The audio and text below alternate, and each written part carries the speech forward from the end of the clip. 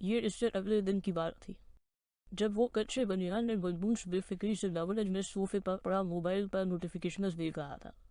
فرید غازی کھڑا انتہا غمناک انداز میں لیکچر جھاڑ رہا تھا جس کا مقصد شہرام کو غیرت دلانا تھا۔ اصل بات یہ تھی کہ غازی بوڑھا ہو چکا تھا اور قول شہرام وغیرہ سے ابھی تک خود کے لیے بھی شافن کرنے کا کوئی اندازہ نہیں تھا۔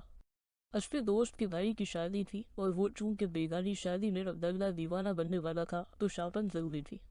آج تک یہ کام مماحی سر انجام دیتی تھی مگر اب انہوں نے بھی ہری جھنڈی دکھا دی تھی کہ شرم کرو، بوڑھے ہو چکے ہو اور آج تک خود کے لیے ایک ٹی شرٹ تک نہیں خریدی، اور کم از کم یہ کام تو خود کرو۔ اور یہ بھی کہ تمہیں خود سے 3 سال چھوٹے بھائی غفر اور ارشد کی ٹانگ کے نیچے سے گزرنا چاہیے جو کم از کم یہ اکلوتا کام خود کرتے ہیں۔ تو وہاں سے مایوس ہونے کے بعد اس نے انتہا احترام سے خود سے میں صرف سال بڑے بھائی یعنی شہرام سے درخواست کی کہ اس بار ہو اس کے لیے شافن کر دے، مگر اس نے سلطفی نکال کر دیا تھا۔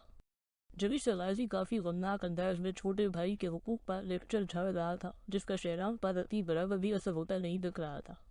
وہ آرام و سکون سے ایک کان سے سن کے دوسرے کان سے نکال رہا تھا، تنگ آ کر غازی نے اس کے ہاتھ سے موبائل ہی جھپٹ لیا۔ غازی یہ کیا گھٹیاپن ہے، اس نے جھنجھلا کر کہا تھا، اور یہ کہہ بھی کون رہا ہے جو خود ایک عظیم گھٹیا آدمی ہے۔ غازی خود اتنا لمبا اور بیکار گیا لیکچر جھاڑ کے جھنجھلایا ہوا تھا۔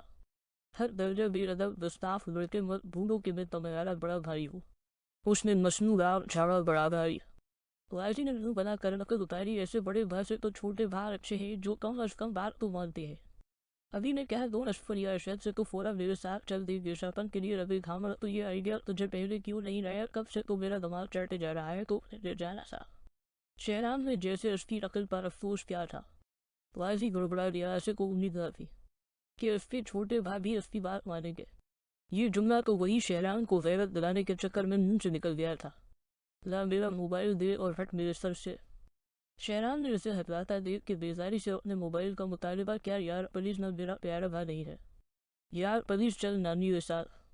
غازی جھٹ سے طریق بدل کے منتول طلبوں پر اتر آیا تھا۔ تیری خوشامد مجھ پر اثر نہیں کر رہی کیونکہ کچھ لمحہ قبل تو مجھ سے کافی گستاخانہ لہجے میں بات کر چکا ہے۔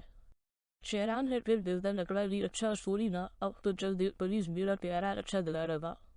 غازی نے مکھن لگانے کی خط ہی کر دی تھی اور اس بار تو شہرام سے آنکھ بچا کے انگلی سے تھوک لگا کر آنکھیں بھی گیلی کر لی تھی اور لہجہ مزید درجہ اچھا ٹھیک ہے، مجھے ریڈی ہونے دے اور سب سے پہلے میرا موبائل واپس کر مجھے۔